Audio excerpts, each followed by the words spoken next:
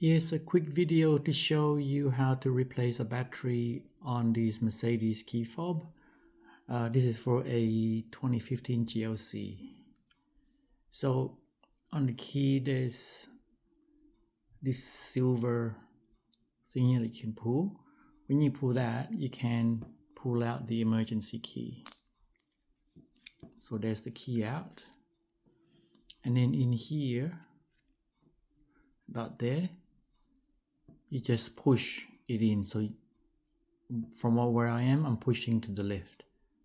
Once you push, that comes out. And there's the battery, and it's a CR25. So take out the battery.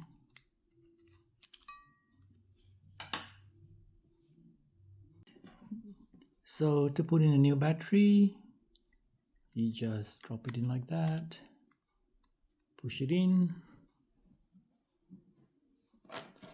and to put the back cover on, just start from there and then push down and put the emergency key back.